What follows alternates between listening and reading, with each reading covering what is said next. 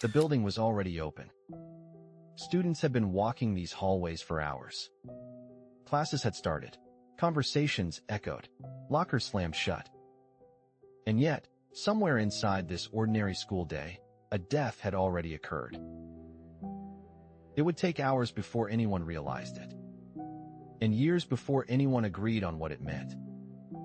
On January 11th, 2013, the body of 17-year-old Kendrick Johnson was discovered inside a rolled-up gym mat in the gymnasium of Lowndes High School in Valdosta, Georgia.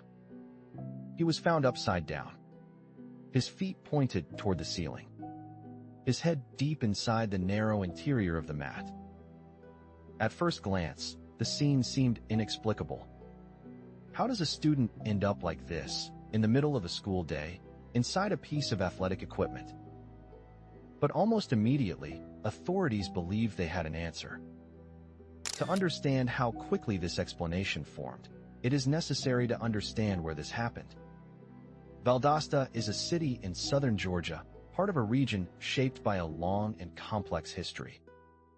This is the Deep South, a place where public institutions, especially schools, carry not only educational roles, but historical weight.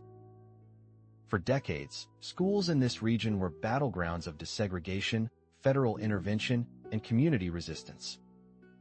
While laws changed, memories endured. And with them, a persistent skepticism toward official authority, particularly among Black families who had seen investigations fail them before. By 2013, Lowndes High School was a modern public school on paper. Surveillance cameras, athletic facilities, administrative protocols.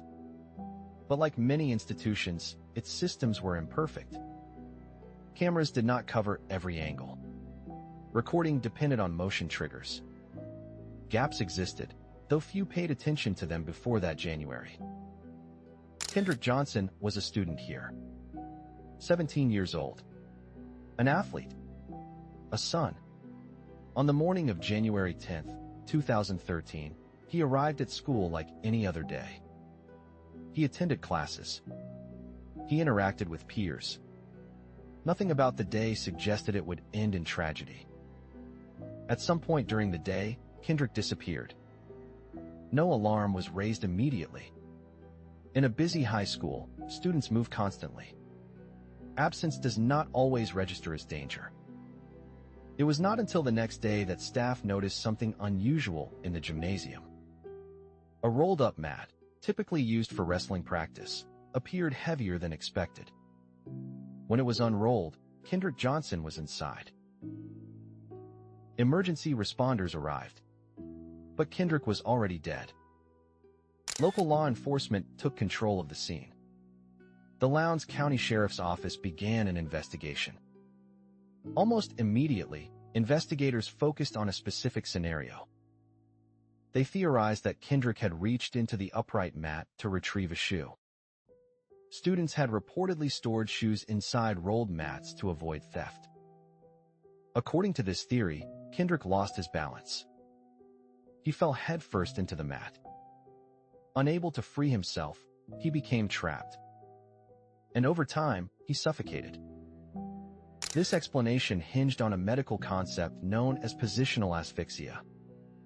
Positional asphyxia occurs when a person's body position prevents adequate breathing. It does not require external force. It does not require another person. It is often silent.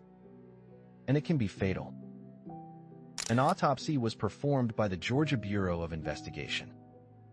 The official conclusion supported the accident theory. Cause of death, positional asphyxia. Manner of death, accidental. From an institutional perspective, the case appeared resolved. There was no evidence of a struggle. No witnesses to an assault. No immediate proof of foul play. But for Kendrick's family, the explanation raised more questions than it answered. How could a healthy 17-year-old athlete be unable to escape a mat? Why had no one heard anything? Why were there inconsistencies between what they were told and what they observed? The family requested an independent autopsy.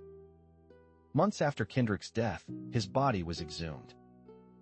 A second forensic examination was performed. The conclusions were starkly different. The independent pathologist reported signs of blunt force trauma. Injuries inconsistent, in their view, with an accidental fall. Suddenly, the case existed in two versions at once. In one version, Kendrick Johnson died alone, trapped by gravity and circumstance. In the other, he was the victim of violence. And neither version could easily erase the other. As these conflicting conclusions became public, the story exploded beyond Valdosta. National media outlets began covering the case. Social media amplified every detail. Each unanswered question became a focal point.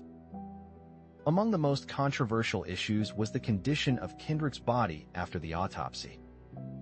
The family stated that certain organs were missing. Authorities explained that decomposition and standard procedures accounted for what the family observed. To forensic professionals, this was a technical matter. To the public, it felt deeply unsettling. Attention soon turned to surveillance footage. Cameras existed in the school, but they did not cover every space. Some recordings were triggered only by motion. Others did not record continuously. Gaps in the footage fueled speculation. Were recordings missing because nothing was captured? Or because something had been removed? Technically, both were possible. Proving either was far more difficult. Public demonstrations followed. Community leaders spoke out. Activists demanded transparency. The case was no longer only about Kendrick Johnson. It had become a symbol. In late 2013, the United States Department of Justice stepped in. A federal investigation was opened. For many, this represented hope. For others, it was a test of the system's limits. Federal investigators reviewed evidence. They interviewed witnesses. They consulted independent experts. And they applied a different standard. In federal court, suspicion is not enough. Inconsistency is not enough. To bring criminal charges, prosecutors must establish guilt beyond a reasonable doubt. And in cases involving civil rights, they must also prove intent. In 2016, the Department of Justice announced its conclusion. No federal charges would be filed. The evidence, they stated, did not meet the required legal threshold. For the legal system, this was an ending. For Kendrick's family, it was not. Civil lawsuits followed.